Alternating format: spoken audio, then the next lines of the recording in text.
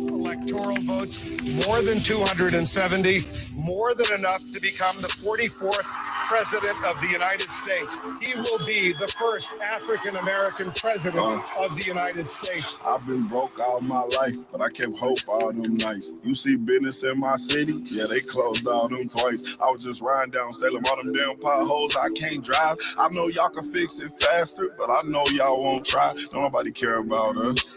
And that's why I don't vote.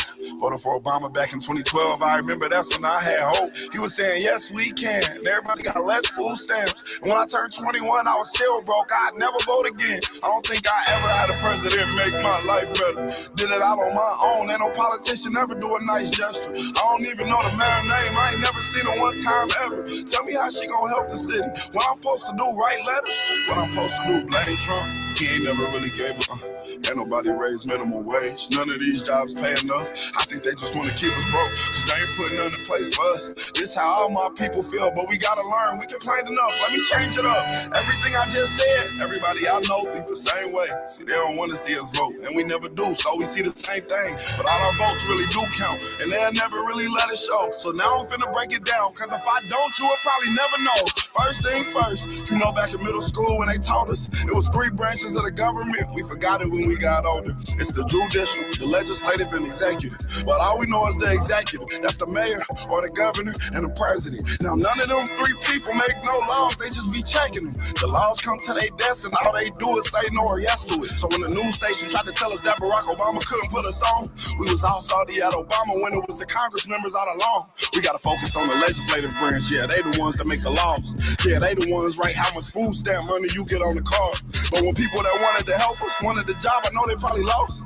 Cause we ain't even know their name, we ain't know their face, we ain't know it all. So the Congress or the State House, that's legislative, they make laws. So what we want from the president is what they do. Okay, y'all? See, they election every 2 years, but we don't ever even go to those. The Congress, they can raise minimum wage, but we ain't even really know it though. So you know how back in 08, when we all voted for Obama, we was all supposed to go back in 2010 and vote for the Congress. Cause they the ones make child support laws. They the ones choose if your kids at school get to eat steak or corn dogs. The State House make the court costs. So if the country failed, then you can't say it's them, it's your fault. Cause y'all ain't know to vote for Congress members that was for y'all.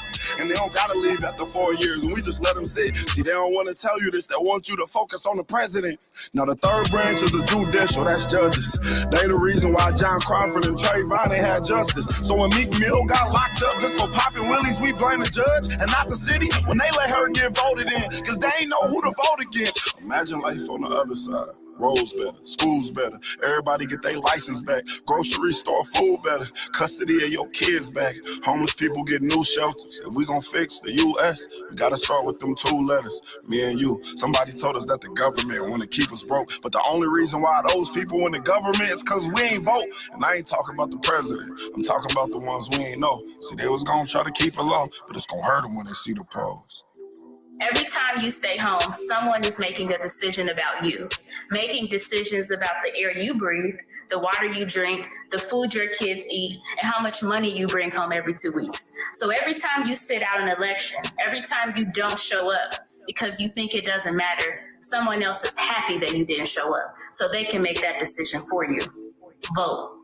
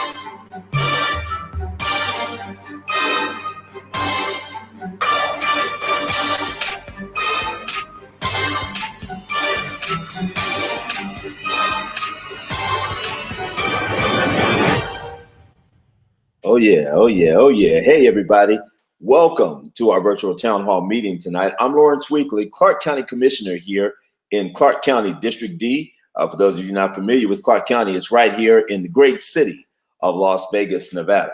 So very honored this evening to talk with you all about the importance of us getting out, exercising our constitutional right to vote. Tonight, we're going to talk about you and how you will make a choice. It's Decision 2020. It's game time, folks. It's time for you to stand up, speak up, get engaged, and get involved. So very honored this evening to have some very special guests that's going to join me here tonight. Let me please start out by welcoming two individuals who are no strangers to any of us. Some of us have grown up watching this young man here grace our TV screens and even on the big screen. This man here, he does a lot in the movie industry, and we're so very happy in the entertainment industry, should I say. Very happy to welcome Richard Lawson on to the screen with us tonight. Richard, welcome. And thank you. Very honored to have his beautiful wife join us as well. Man, she's a fashion icon, a fashionista. Man, she's philanthropic. She's out there using her platform and her voice. We're so very happy to have her on. I want to welcome her. Tina Lawson, everybody. Hey, Ms. Lawson. Hi. Happy to be here. Man, I'm so happy to have you both join us here tonight. Y'all say hello to my family here in Las Vegas, and I know we got many of you all's fans all across the country checking us out this evening, but I'm gonna be a little biased right now and have y'all to say hello to my Vegas family. How about that? Hey, yeah, I want to say hello to Vegas and let you know how much I've supported that city and probably paid for half of the strip. Hey, we appreciate you, man. Listen, it's a bunch of folks out there wouldn't be surviving and wouldn't be able to keep a roof over their head had it not been wonderful visitors like you coming here patronizing our community. Man, I'm so honored, and I want to start out by thanking our dear friend Charles Dunn for getting us together. I want to thank him for the introduction. When he introduced me to you both, you guys are just what we see on the screen. So down to earth, so cool, so laid back. I saw Tina on the Girlfriend show one night, and I was like, yes, got to get her on, man. You know, and then Richard, you've been so boots on the ground and so vocal about us using our platforms and us getting out here, encouraging our communities and talking to our folks on why it's so important that we get out and vote. Before we get right into it, I want to thank Dewana Malone, Dr. Dewana Malone, and the Tech Queen for pulling this virtual town hall meeting for us together. We want to thank you, Dr. Malone. You're awesome. You rock. Your staff, Miss Tina, Mr. Richard, Nia, and the whole crew, man, you got a A1 squad out there, man. Thank you guys very much. So wonderful to work with. Thank you. That's great. Hey, let's get to it because Mel is going to join us. We got Mel Tillers is going to join us with the he's from 100 Black Men. Mel, what's up, man? Listen, come on now. I thought you was going to get on here and rock that T-shirt, man. Come on. I'm here. I have the T-shirt. I'm just like you. We in here. Richard made it happen, boy. Richard said, "Make it." We got the T-shirt. Hey, well, thank you, Richard. Hey. We got our uniform on tonight. We ready to rock. Yes, we do. And then look, you know the Queen sitting here with us. She had to go an opposite color on us because she had to hold it down for all the women in America. I understand. Hey, when beauty speaks, we have to listen, right? There you go. Well, look, guys, we got a lot of people that want to ask us a lot of questions. Dr. Malone is going to get a lot of our viewers who have questions for us. We're going to be able to see those questions, and we're going to try to answer them as best as we possibly can. And we want to thank all the viewers for joining us here tonight. You guys, let's get right down to it because 60 minutes goes by really, really quick here. Listen, we've been watching the debates. It's election time, folks. Let me start with you, Ms. Tina. What does it take, in your opinion, to be the president of the United States? What does it take, especially during these crazy times that we're in? Well, I see two questions here. One is, what does it take to be president, and what should it take Yes. to be president. And right now, I would have to lean on what should be happening as presidents. You know, we expect our president to lead, not only by what he says, but by example. We expect honesty. We expect equality and democracy. And right now, those are things that that we're kind of lacking in. So I think I can talk about what should be, but not actually what is. Yeah. Okay, Richard, what's your thoughts? Well, I think if you equate the United States of America to any family structure, that the person at the head of the household should be the person that is providing guidance, strength, principle, virtue, and leads by example, so that the children and the people that he is, or he and she, because there's two leaders in the household, that both people are in charge of. And so they set the example for everyone else to follow. That is a basic principle that's absolutely necessary. And also to cater to the entire family. You can't leave some of your children out and cater to the other children. It creates for dysfunction. So that's part of the principles I think that are incredibly important. Yeah. Mel, what's your thought? And everybody, I want to introduce Mel. Tell us, Mel is with the 100 Black Men, and man, this dude here has a resume that's very impressive. And Mel, it's such a pleasure to meet you, brother. I thank you so much for taking the time out of your schedule to join Richard and Tina and I here tonight as well. It is absolutely my pleasure. So let's talk a little bit about this question. The number one thing that followers need from a leader is clarity. So the first thing you have to do is be clear. And in that clarity, you have to be consistent. You can't change your mind depending on who you are in front of. So we have to have that clarity. The next thing we need is trustworthiness. I have to trust you because in a pandemic, in an emergency, in a crisis, I have to believe that you care about me. I have to believe what you say. I need to be able to trust you. Okay. And then I need you to be accountable. I need you to hold yourself accountable. Yeah. I can't have you say, it's not my fault. It's not my problem. Yeah. My background is in the Marine Corps. I was an officer in the Marine Corps. They tell me, quick, it happened on your watch, buddy. It happened on your watch. And if it happens on your watch, yeah, you are accountable. You are responsible. So you can give other people responsibility. Yeah. You can say, okay, you're responsible for this area. But you cannot give away accountability. That accountability is yours if you are the person who's in charge. Now, let me ask you all this. We're less than 30 days before the actual election. It's game time. And we've seen one face-to-face debate, and then we've seen two virtual distance debates. Have you all missed anything? Or are you all still waiting to hear something from either of these candidates? Do these debates make a difference for you? And I'll let either one of you jump in. Richard, go ahead. You look like you were ready. I think debates make a difference because it's not often, listen, most of the times you see people in a very qualified, safe, prepared bubble in regards to the way that they deal with the press and the way that they deal with people and other things. And so it's kind of control, and they can say what they want. They can answer or deflect the questions that they want. And in a town hall or in a debate, the questions are more probing and direct. And based upon the way that questions are answered and the way that they behave, the way that they deflect or lie or avoid, tells you a lot about the character of the person. So, so it's something that really is revealing. Now, you might be stuck on your, you might be stuck and you might be blind. But the reality is that in your heart of hearts, you can see who a person is and can see what the long road is with that. Yeah. Okay. Miss Tina, let me ask you, I want to ask you something else. Okay.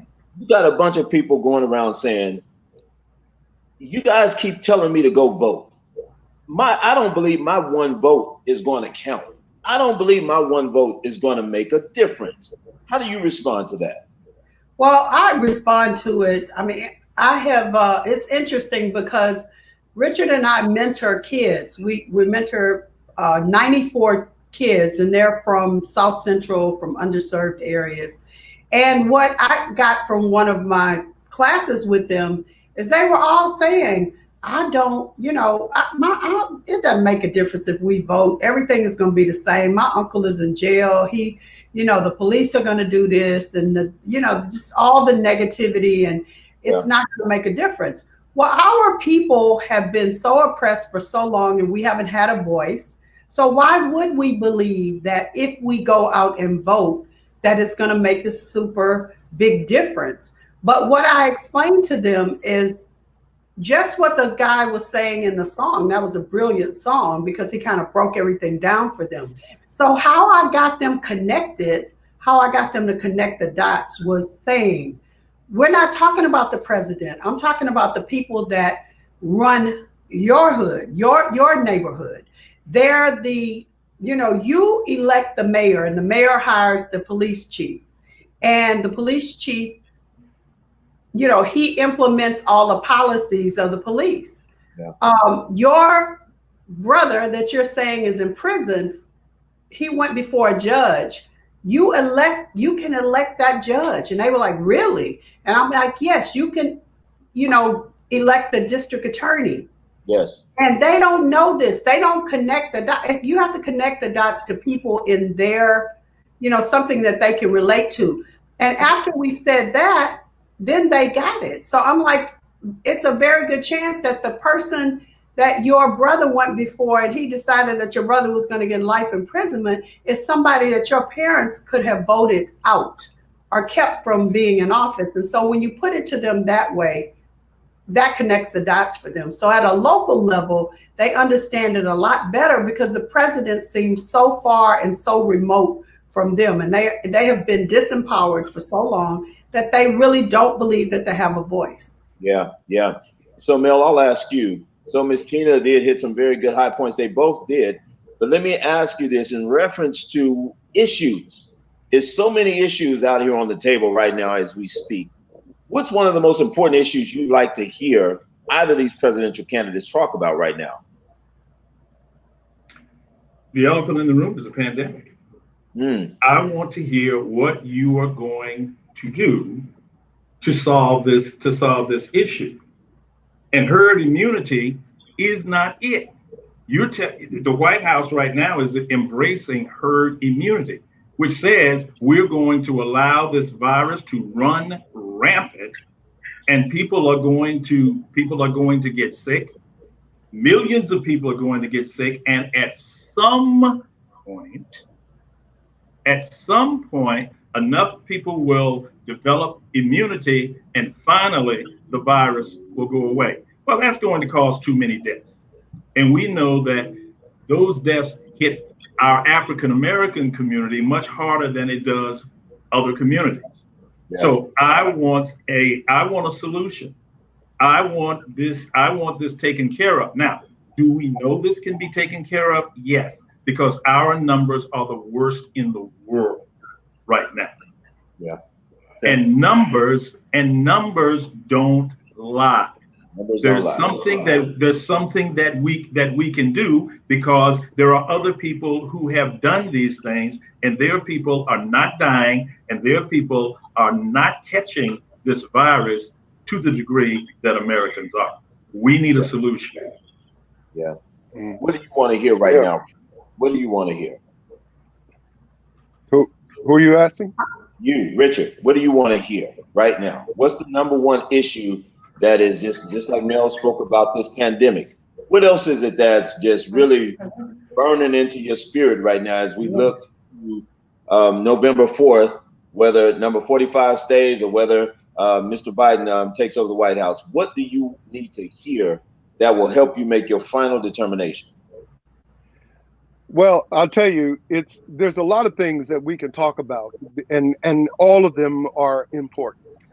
We could talk about global warming. That's ultimately important. If you care about your children, your grandchildren, and your heirs, then you want to leave a world that's safe for them. We can talk about injustice. We can talk about the Supreme Court. We can talk about so many things. But, you know, as Mel said, the elephant in the room is the pandemic, because the pandemic is going to affect all of those things. Yeah. The fact is that until we deal with the pandemic post haste, that the economy is only going to get worse. The worse that the economy gets, the more money that we have to spend putting a Band-Aid on it, and the more money, the more time that we ignore what we need to do to suppress this virus.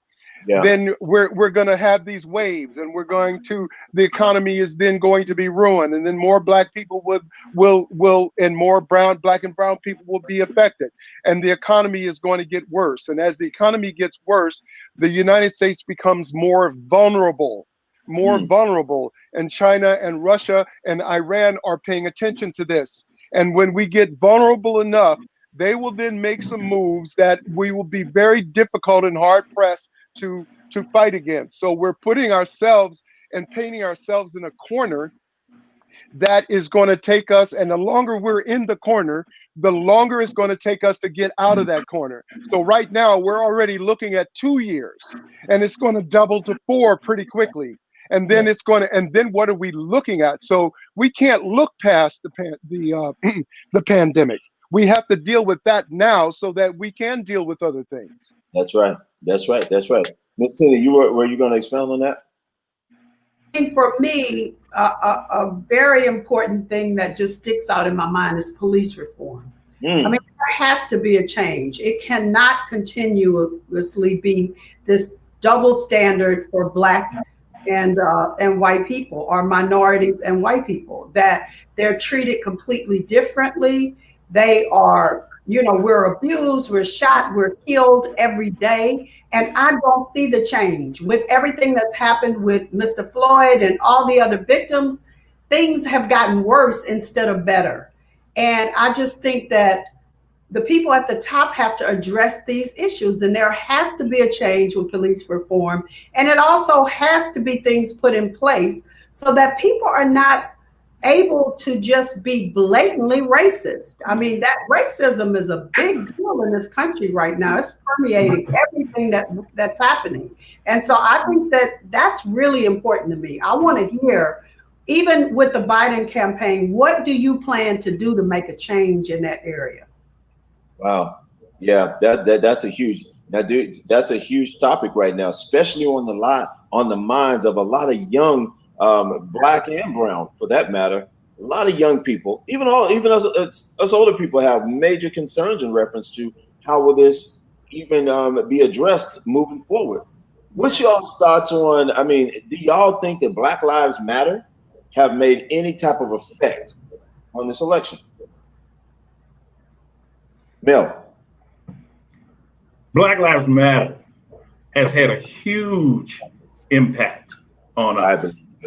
These young people have said enough. Is enough? Enough.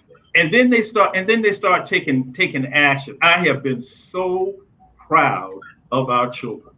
Yeah. They have organized, and the vast majority of the protests have been peaceful.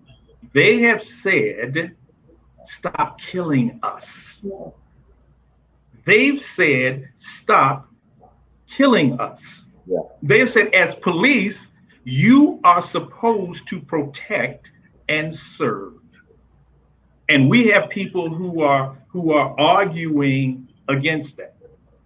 They are saying you have to support the police. But wait a minute. If you lived our history, I have a question for you. When has the police protected and served our community? Was it during slavery? Was it during Reconstruction? Was it during segregation? Was it during mass incarceration? Has it been in this era that I call video proof? When have the cops on a consistent basis protected and served our community? Now, there's a measuring standard that we can use. Measuring standard that we can use. All over this country, in every community in this country, Black men and women, and I don't care how rich you are, I don't care how famous you are, I don't care how much power you have. Every one of us has a talk with our young men. Every one of us is afraid that if our young men happen to encounter a police, that something can go sideways. Yeah. We are afraid of that. And no other community is as afraid of that as the African American community is. Yeah. Now, when you fix that problem, now we have some equality. Right now, we don't have that. Okay. So, Mel, we see you work with young Black men with the 100 Black Men. Richard, Yes, we know we do. you mentoring over in California in some of our hard-pressed areas as well. What's the kind of response, again, when you sit and you really talk to some of our young men and they are exhibiting that level of lack of trust? You see the fear in their eyes. They're frustrated as hell. I'm just going to put it out there. Excuse me, Miss Tina, but that's what they are. Yes. They're angry and they're frustrated. What do you say to them, Richard? What do you say to them, Mel? I'll start with you, Richard. What do you say to them? Then they look at you and say, Mr. Richard, I respect you, sir. I respect what you've accomplished in your life. In this day and age, how can I ever reach that level of success? What do you say to them to make them believe that it's possible? Well, you know, that's a really challenging question because there's no roadmap you can give them. Yeah. The only thing that you can really give them, and hopefully you are giving it to them because you are leading by example. And so it boils down to do as I do, and that you are walking the walk, which is to be able to have a very clear dream about what it is that you want to achieve, what is important to you in your life, what is it that you want to leave as a legacy on this earth, so that you and the good Lord can say you have left something behind that is helpful to others, and that you look and that you are attaching yourself and following mentors and people who have led a way and provided a path, and that you've chosen something to follow and to believe in and go down that path, and hopefully you will then share it with others, because we all have a different path that we want to walk. I'm in the entertainment business. How can I be effective with it? Is that I put it in my art.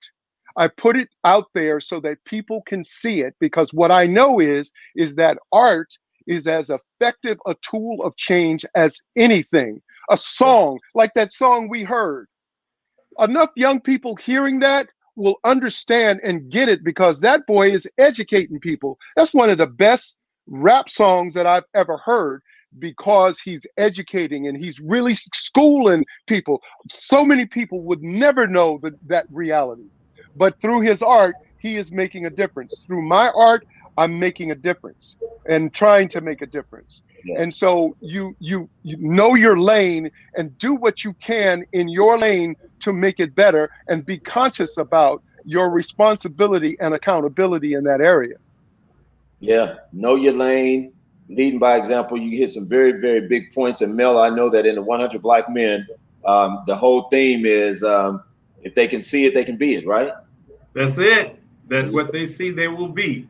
So let me say this. When I talk to these young men, especially one-on-one, and I love having these conversations. The one thing that I want them to know is this: you are extraordinary. I don't care where you came from. I don't care how much money your daddy has. I don't care what kind of house you live in. You are extraordinary. There's no individual in the universe exactly like you. I want you to understand that you came here with something. You came here with something special. Nobody came here empty-handed. Everybody came here with something. It might be a song to sing. It might be a dance to dance. It might be a poem to speak. But everybody came here with a degree of genius in them. All you have to do is find that genius in you. All you have to do is ignite that extraordinary in you. And then I tell them, listen, I came from a small town called Skippers, Virginia. Now, it wasn't a town, it was in the country, in the woods. Now, if I could do that and I can be successful, then so can you. Let's talk about how we're going to do this. Let's talk about step by step. Let's talk about mindset. But the most important thing is for you to know who you are and for you to know the greatness that is in you, because you came from kings and you came from queens. There you go. Beautiful. Beautiful. Very well said. Okay, I hear a lot of. If you're not talking, you guys mute your microphones just for a second, please. We're getting a lot of feedback. So let me ask you all this question. We got a really great response, Mr. Richard and Miss Tina, Mr. Mel, from Alan Shelton. Alan Shelton is a realtor here in Las Vegas. He says that he says that passive reform will not work. It contributes to the existing barriers. Now, having said that, he wrote several other things here, and Dr. Malone will put his question up on the screen here. But the Platinum Plan that President Trump has introduced, what's you all's thoughts on it? I believe it's, well, there's Alan Shelton's question. Alan says passive reform will not work. Existing barriers in home ownership, employment, and access to education were the identifiable goals during civil rights protests of the 60s and are just as prevalent today. Very well said, Alan. I 100% agree with that. And we got to get back to that. And I think what Richard said earlier, it's about that whole education component, because we got a lot of young people as they get older may not experience this for the lack of education. But President Trump has introduced what's called the Platinum Plan. And lots of people are in an uproar because rapper and actor Ice Cube have signed on to it. How y'all feel about that? What's y'all's thoughts on it? The Platinum Plan, if you're familiar with it. How do y'all feel about it? Personally, I believe that it's a ploy, as everything is with our present president. Okay. It's a bait and switch thing. I don't believe that Trump has a sincere bone in his body to want to help Black people and to give them a plan that's going to do anything for them. I think if those were his intentions, he wouldn't be so hell-bent on getting the Supreme Court appointment through so quickly, because it goes against everything that is in place to help our people or to give us a voice. I don't buy it, and I don't believe in getting in bed with someone who has shown me. Maya Angelou said, if somebody shows you who they are, believe them the first time. Don't let them come back and trick you and bullshit you, excuse my French. But I don't buy it. I don't buy anything good from him. Okay, all right. Anybody else? Gentlemen? Mic drop, there it is. Well, you know, when you talk about passive reform, yeah, you know, and you look at, because what is true is that reforms over the years have been passive. Not all reforms. Some reform has been, you know, if you consider the time, it wasn't exactly passive, like you sat down and did nothing. people were actively engaged in nonviolent reform, and I guess you can put that in the category of being passive reform. And so, what are the alternatives to passive reform? So that suggests that there needs to be more of an active reform, and that needs to be more of a causative reform, more of an abundant kind of reform, and that's what has to be figured out. How does that take place? How does that take place to and avoid what the ultimate outcome is of the ultimate reform, which is in the area of civil unrest? Somewhere out this side of that is something that has to be figured out in regards to the involvement that people make in reforming. Now, interestingly enough, let's go back to what we were talking about earlier. Most people vote for the president, but they don't know or vote for those midterm elections, which then deal with the district attorney and the police chief and all these other things. That people don't really know who to vote for. So most people don't vote. The numbers go down. Now, more of an active reform is for more people to get involved, or everyone to get involved, to knowing what the facts are, so that you can put people in office that you can trust and that will represent what you have researched and vetted, and that you just won't be putting a check on a box and have to live with the results. So that people have to get engaged in the political process by being more informed. Just like the brother that was the rapper, in terms of really defining how the system and how the systems work. Most people don't know. We need to be more active there for sure. So we need to define what that reform is. Right, but I have to add, when we're talking in terms of education, I deal, like we said, we work with kids every day that have no real hope of going to college because their parents can't afford to send them to college, and they don't have the luxury of that. But in Biden's plans and Kamala's plans, it's for people to be able to go to a junior college for free. I think that's huge. So when we talk about education, let's look into that. Let's look into the possibilities of education. And let me say this, and when we're talking about housing, the rule that Obama had in place for suburban areas, Trump has repealed that, because he's steadily saying to suburban people that you want your neighborhood safe. You don't want the crime in your neighborhood.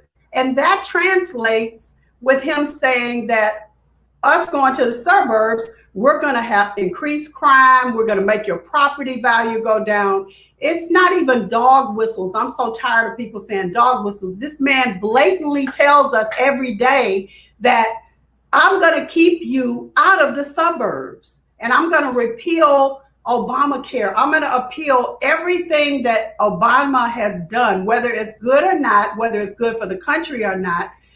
I am going to repeal it. I'm going to take it away.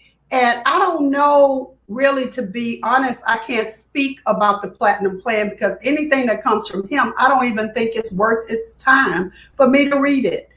And I will go and research it. But I mean, I think that if you look into it, Biden does have a plan for education and for housing, and we just have to hold his feet to the fire. So the energy that we're using to say that we're not going to vote for anyone, which is a vote for Trump, let's take that energy and let's find out what he is doing and what he's not doing, and let's get some groups together and demand that they do these things and hold their feet to the fire.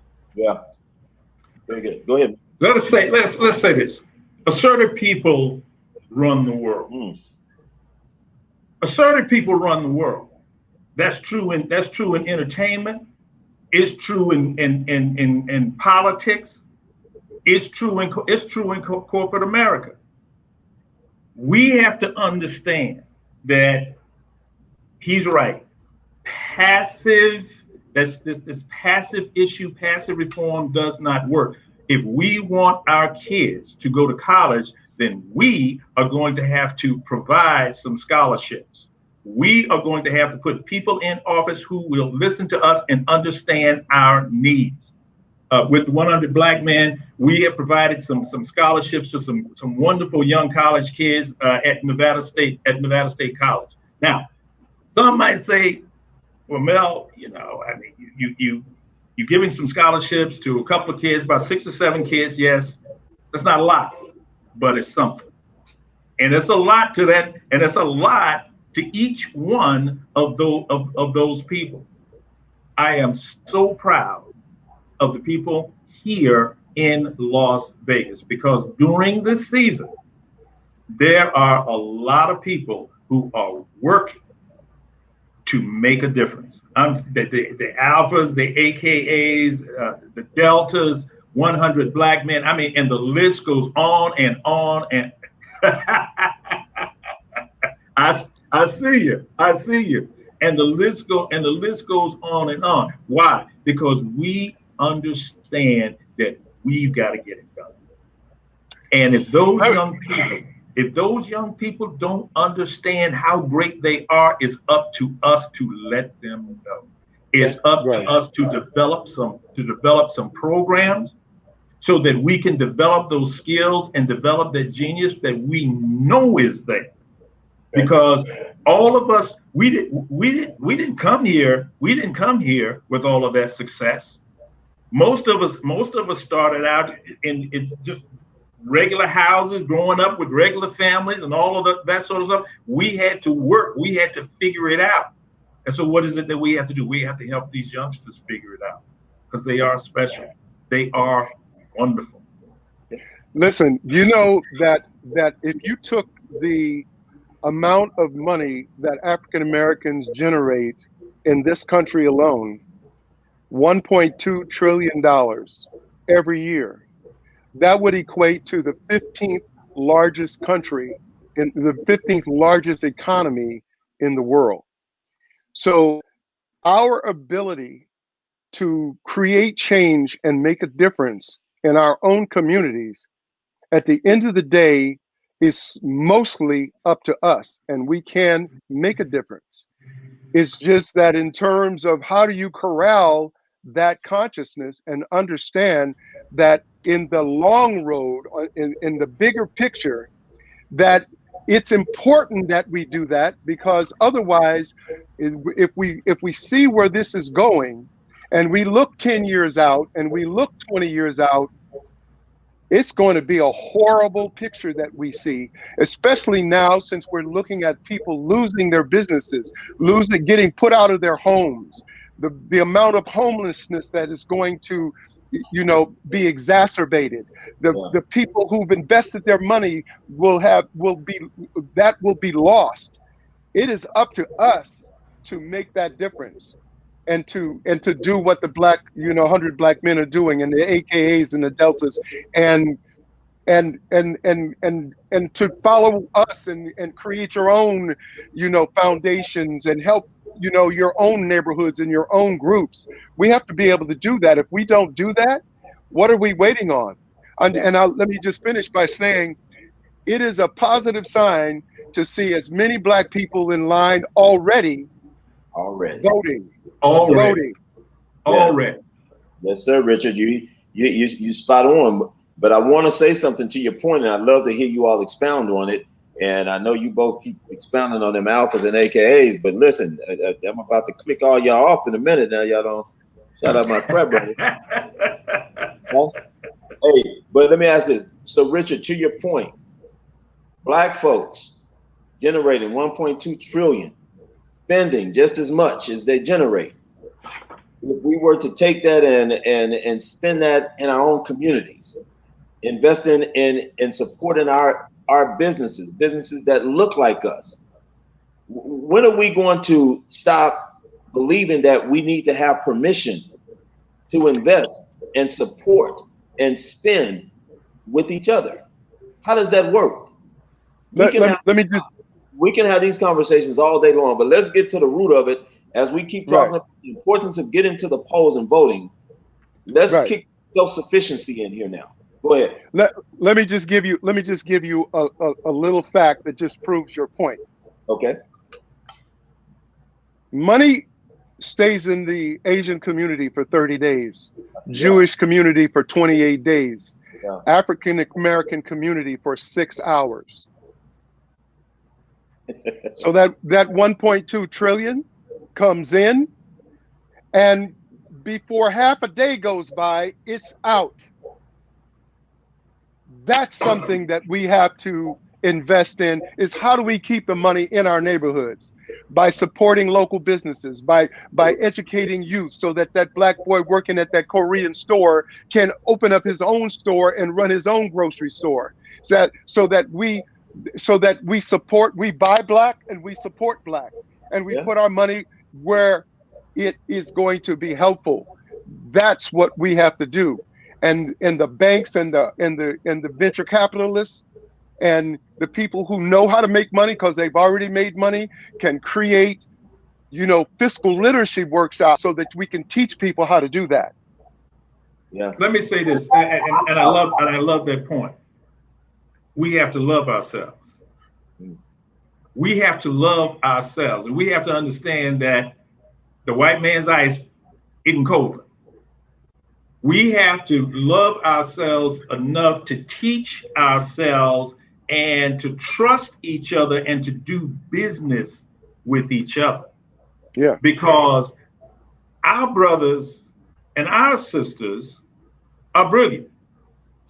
Whenever we have an opportunity, whenever we have equal opportunity, we excel. Show up and show out. We excel. We do it in entertainment. We do it in sports. We do it in the military. We do it in corporate America. It's a matter of getting through, getting over, getting around the systemic racism that tends to hold us back. And I agree with that, but I also feel that it's important to say in this conversation that it's been my experience with our people that we justify going out of our neighborhoods or going away from doing business with our own people because we always have the reason that we are not good at what we do. And it really drives me crazy.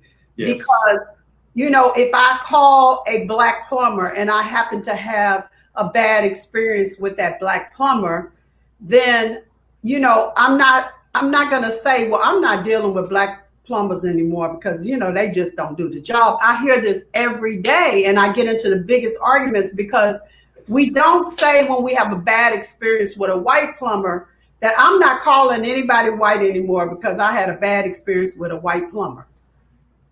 Find one that is good. Keep trying till you find that plumber, that air conditioning person, that person who paints your house or whatever. Keep going till you find the right black business. Don't write off all black businesses because you have a bad experience. It's just not smart. So, that's something that we have to do. We have to support each other. We have to refer each other. When I lived in Houston, I only dealt with black people in all aspects of whatever way I could, whether it was through my home, maintaining my home, or my business. I tried to deal with other black people, and they in turn did the same. And so we had this network, and it worked very well. Try it. Well, here's something, because everything successful in life has been created from a model. Greatness borrows, genius steals. So in terms of using models, what companies have been successful in terms of fostering black entrepreneurship? Shea Moisture has been incredibly successful in supporting black businesses in America and in Africa. Yes. The Shea Butter, they have promoted young women, African women, to grow and to build their businesses in growing these shea butter nuts. And so if we look to people who have been successful and we look to the models that they've created, it's something for us to at least be able to start. if we create symposiums of those successful companies who can put together at least, you know, to have some kind of like weekend or week to say, this is how you have to do it. This is what you need to do. These are the principles that sit at the very foundation of building community. Yeah. And we have to look to that, because otherwise we just will continue to stir the same failed, you know, habits. Yeah, absolutely. Absolutely. Moving us back to the center, as we are on the upswing towards 7 o'clock here in Las Vegas and Park County. I want to have each of you, please, and I'm going to start with you, Miss Tina, make an appeal to our community. Why it's so important. As Richard pointed out, we're already starting to see long lines all across the country with people exercising their constitutional rights. Speak to the hearts of folks who are sitting at home saying, I don't like either candidate. I've never voted before. I think I just heard one professional athlete say it the other day. He just voted for the first time. And someone said, He did. Yeah. hey, someone said, that's a damn shame, because that means you didn't even vote for President Obama. But I think that that's part of the problem. I think that, you know, we don't want to shame people. No, because they haven't voted. We should celebrate the fact that he did vote. yes, And that it's never too late to wake up. And I think the fact that he did, we should celebrate that and not, you know, focus on the negative. I think that it's a no-brainer that we have to get out and vote. The world is in a mess. It's in the worst condition and position. We used to be respected by other countries. We're not. They're laughing at us. And there's a pandemic. There is an opposite response to the people, giving them wrong information, lying every day. I don't even understand somebody deciding that they're not going to vote. And I have to say something else that might be controversial, but it's the truth. I feel like all of the white people that are voting for Trump and they're voting for his principles and his ideals and his racism. And I am done with them. I am done with them because I think we have a responsibility as Black people to get off our behinds and make a plan and go out and vote. And I think anybody that has the decency to towards mankind, and if they are calling themselves a Christian and a good person with any kind of morals or value, not allow themselves to vote for someone who is what we are dealing with right now. So that's my appeal, that I don't think we have a choice this year. We got to get out and vote. Okay, let's go to you, Mel.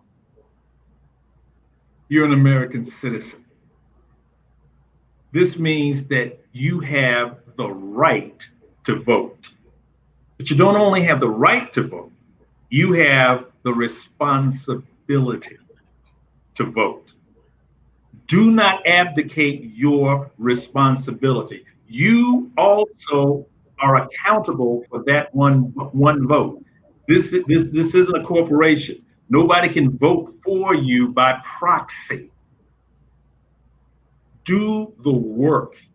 Do the deep dive. Find out what the information is. Find out how Donald Trump is going, a second term of Donald Trump is going to affect you. How is that going to affect your family, your community, those people whom you love? Do the work. Find out about Joe Biden. Find out how a Biden-Kamala Harris term will impact your life. Because let me tell you something, it is. And it's your responsibility to make a difference. You have that vote, you have that power. If you are a Black man, people who look like you did not always have the right to vote. If you are a Black woman, people who look like you didn't always have the right to vote. If you're a white woman, people who look like you did not always have the right to vote. Don't take it for granted. Don't take it for granted. People literally fought and died to give you this right, to give you this privilege. Use it. Make a difference. We can't sit on the sideline and complain about Donald Trump if we don't go out and vote. We can't sit on the sideline and complain about our judges, our mayor, our governor, if we don't go out and vote. If we don't understand how the system works, then we have to do the deep dive. We have to be assertive enough with ourselves to find out the nuances of the game. And what is it that we know? Once we understand the game, nobody plays it like we do. Vote, make a decision. You have a red pill or a blue pill. That's it. Make a choice. Okay. And Richard. Well, I used to be one of the people who ran the drug program for the National Basketball Association. So in dealing with the aspect of addiction, sometimes it was associated with death. And there's two levels of death. There's two stages to it. One is a spiritual death, and one is a physical death where the body drops. And one of the symptoms of a spiritual death is apathy.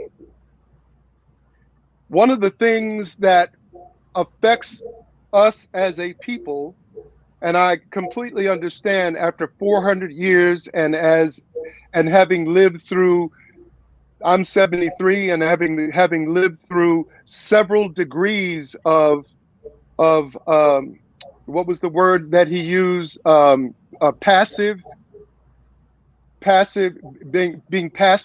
I've been through stages of passivity with this country, and as far as African Americans is concerned.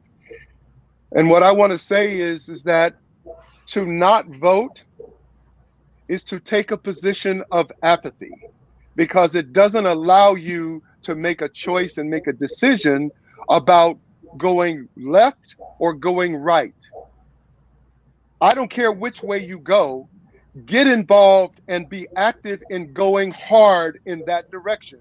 As Mel said, whether you're going red or you're going blue, go hard.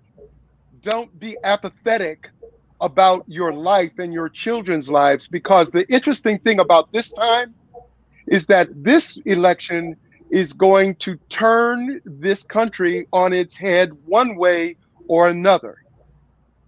And you could be at effect or you could be at cause over it. If I'm going down, I'm going to be at cause over how it happens. So I encourage all of you to not be apathetic, to get involved, to activate, to ask questions, ask the next question, make a decision, make a choice. That's important. That's important. Very well said. All three of you did a great job, and I appreciate it. To all those here in Clark County, we got our ballots. Most of you are still waiting on you. A lot of you should have your ballots, and it's time. Just like Richard said, you got to go hard, and it's time for all of us to get up and participate. We're encouraging you to do the right thing. Make a choice. It's that time. And I just wanted to say to each of you, especially Richard and Tina, what you all are doing over in California. Melanie Tiller, thank you so much. Okay, Richard, I'm sorry, not Richard, but Mel, I think you know her, right? You say hello. All right. But listen, what you guys are doing over in California speaks volumes to how you all are changing the trajectory of a lot of young people. Thank you so very much. And it's obviously clear you are making a difference. Charles and I got a chance, Charles and Dewan and I got a chance to meet with a couple of your staff members, young people, professional, extremely thorough, and they make you guys look real good. And it's an example of what Richard said earlier. Lead by example. Thumbs up to the both of you. Mel, Thank you. What you're bringing to the table here in Las Vegas, man, with the 100 Black Men, we can't thank you enough, man. We cannot thank you enough for your service, for your give back, and for you believing and having faith in our kids here in this community. Thank you so very much. Thank you.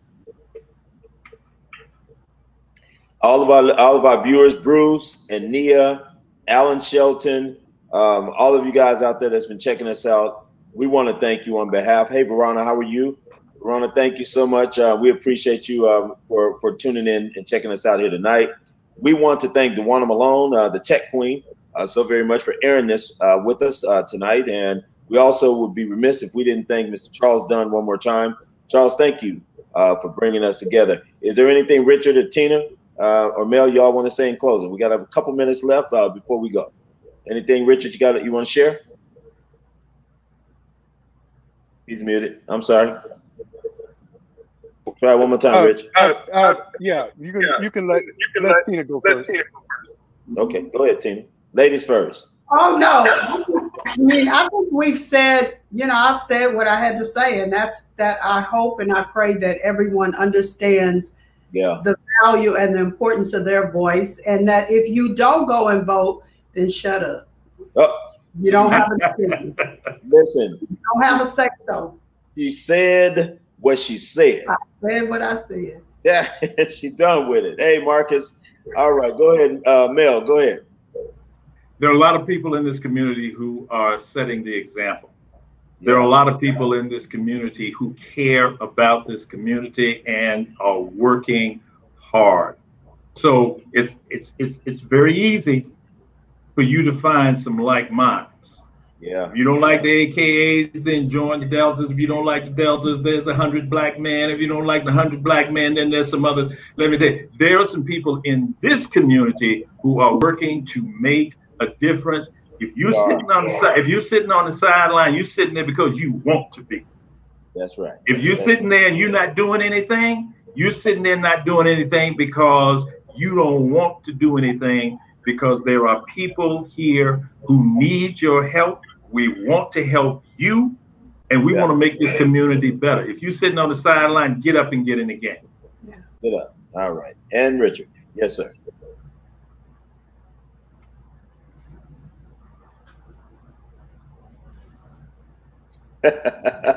Richard. We can't hear you. We can't hear you. Oh, okay. All right. Yeah, I can hear you guys. I just mute just so we don't get the feedback. But I don't know too many people that aren't activated by this on some level. Yeah. And I hope that they take that activation and put it into something and make, right now it's down to one or the other. That's it. So make your choice, but make one.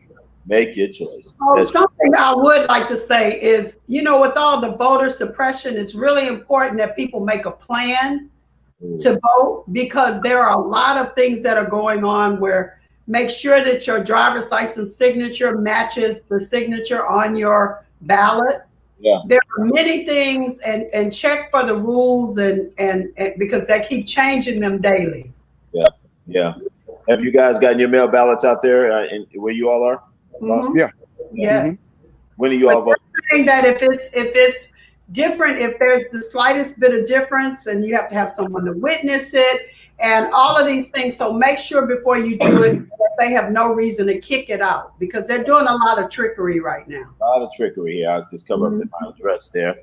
But yeah, good. Tomorrow, here in Las Vegas, I'm hosting a big event. I'm hosting a mail ballot car parade. It's called nice. Yeah, it's called Drop It Like It's Hot. Drop It Like It's Hot kicks off at 9 a.m. at the Clark County Elections Department. Man, we're going to drop the first ballot at 9 o'clock straight up. And for all of the viewers out there, please spread the word. We're going to have a great turnout. It's drive-through. It's safe. You don't have to get out of your car. You're right there at the Elections Department. For those of you all who feel as if and Mel and I were talking about it earlier. You know, we feel like early on that whole post office thing got sabotaged. Yeah. But the post office is pretty safe now. I think we're back good with post office, but we're not going to take any chances. We're taking all of our people straight to the warehouse tomorrow. First day of early voting here in Las Vegas. They can drop it like it's hot, and they can keep it moving. Head right over to Craig Ranch Park. Assemblywoman Danielle Monroe Marino, she's having a big barbecue party in the park. You don't have to get out of your car. They're going to fix you a plate, and you can get your plate and head on to the house. How about that?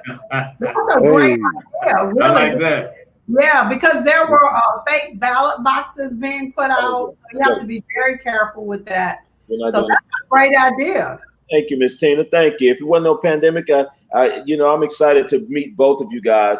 I look forward to when this pandemic clears up. You guys are going to do something big in Las Vegas, and it broke my heart with the pandemic because you guys have something planned for us here in this community that we've been waiting for a long time. Many of us have seen it on TV, and you guys were bringing it here to Las Vegas. And pandemic hit, and it's like, but that's okay. God does things. People say in mysterious ways. My grandma taught us to say in miraculous ways. So we know the loss.